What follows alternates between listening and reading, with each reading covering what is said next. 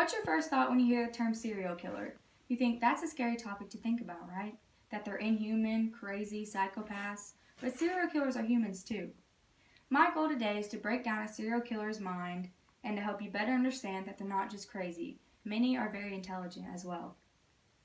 I've always been very interested in psychology and have recently been infatuated with criminology after watching the TV series Criminal Minds.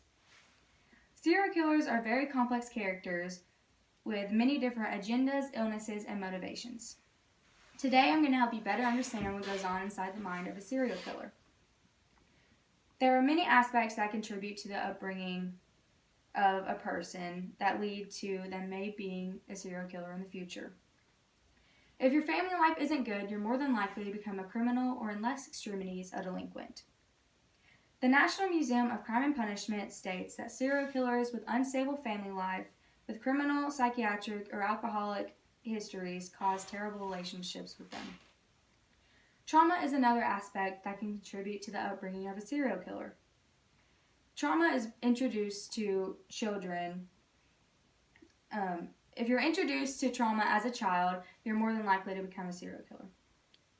Future serial killers who are abused physically and mentally, or are abused mentally and physically at a young age by their family members.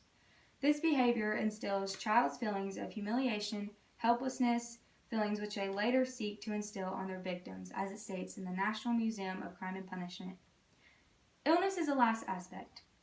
Many serial killers are sociopaths and psychopaths, as most know, but some illnesses serial killers suffer from are the same as everyday people.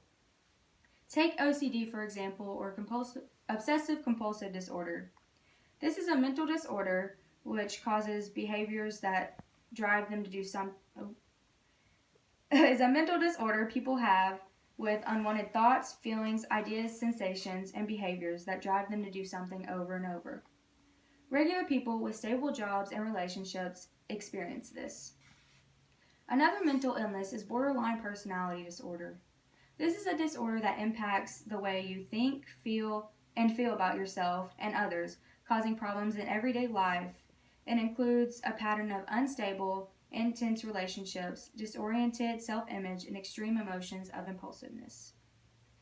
Now you know the upbringing of a serial killer and how they may become one, I'll explain how they think today. There have been many famous serial killers in the past, and they all function differently. Many of them try to outsmart the law enforcement and become famous, which the Zodiac Killer accomplished. The Zodiac Killer is a famous serial killer who murdered at least 5 people in the 1960s and 70s. He was very intelligent and taunted the police by writing ciphers for them to solve. John Wayne Gacy is another serial killer. He was convicted of 33 murders according to History.com. His reasons for killing were most likely caused by his father abusing him as a child. These awful acts these types of people commit are often caused by strong compulsions, but can they be changed or cured?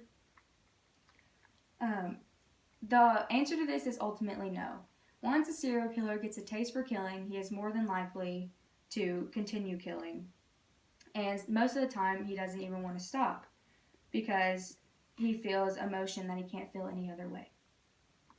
Another question often asked is, do serial killers change after being incarcerated? The answer to this is also no. Take Ted Bundy for an example. He escaped prison and still continued to kill without a second thought.